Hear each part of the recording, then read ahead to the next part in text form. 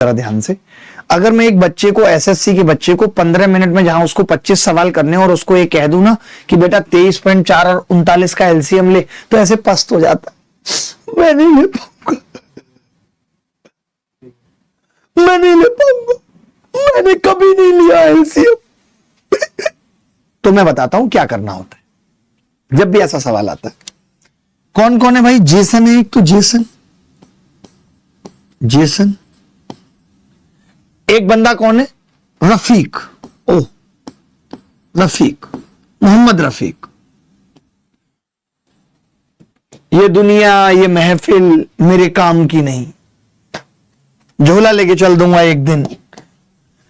जब रफीक उसी काम को कितने दिन में करता है? 39। ये कितने दिन में करता है दुर्गा साहब? 23.4 दिनों में, ये 39 में। रेशियो मेथड तब लगाते हैं जब आपकी औकात एलसीएम लेने की ना रहे। तो आप क्या करो, 13 से इसको काटो, 13 एकम 13, 13 अट्ठे 104, 13 तिया 39।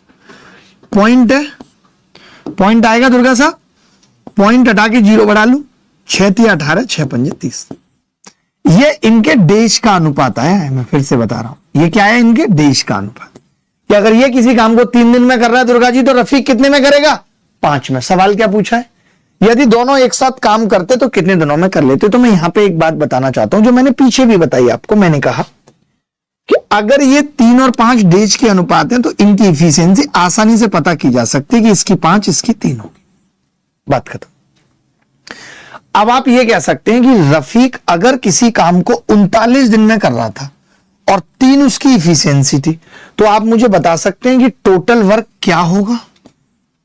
टोटल वर्क, तो आप बोलेंगे अगर 39 दिन में कर रहा था और उसकी इफिशियंसी 3 थी, तो 39 या 78 नहीं 117 होगी इफिशियंसी, 117।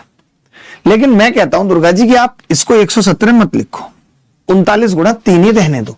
अब आप मेरा तरीका देखना, क्योंकि नानी याद आ जाएगी, पॉइंट इतने ज्यादा हैं।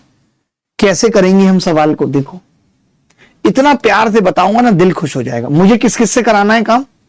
जेसन और रफीक दोनों से कराना। कितना काम है जी? 39 गुणा 3,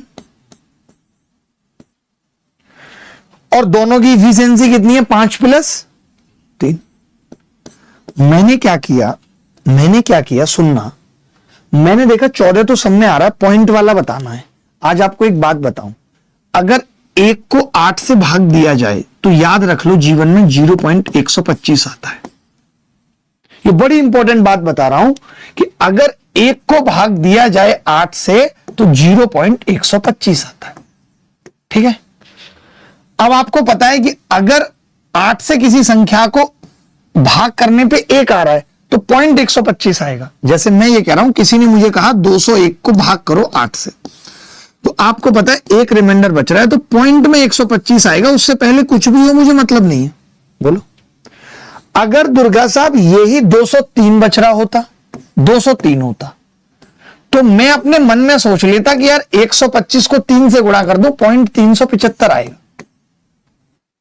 अगर कोई मुझे कह देता यार 1007 है, 7/8, तो 125 सत्ते 875, तो मैं कह देता पॉइंट में 875 आएगा। यानी हमने आज एक बात जानी कि जब भी कोई 8 से भाग करने की बात करे तो हम सिर्फ रिमाइंडर पता करके निकाल देंगे लास्ट में क्या होगा।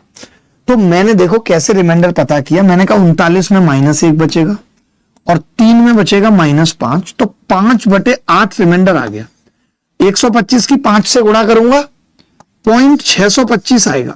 पॉइंट में जो 625 होगा वो उत्तर होगा, एज द करेक्ट आंसर। ये सब चीजें ही मैं अल्ट्रा कैल्सी बैच में सिखाता हूं कि 8 से भाग करने पे पॉइंट क्या क्या हो सकते हैं, 3 से भाग करने पे केवल 0.33 और 0.66 हो सकता है, 9 से भाग करने पे 0.11, 0.22, 0.33, 0.44, 0.55, 0.66, 0.77, 0.88 के अलावा कुछ नहीं हो सकता।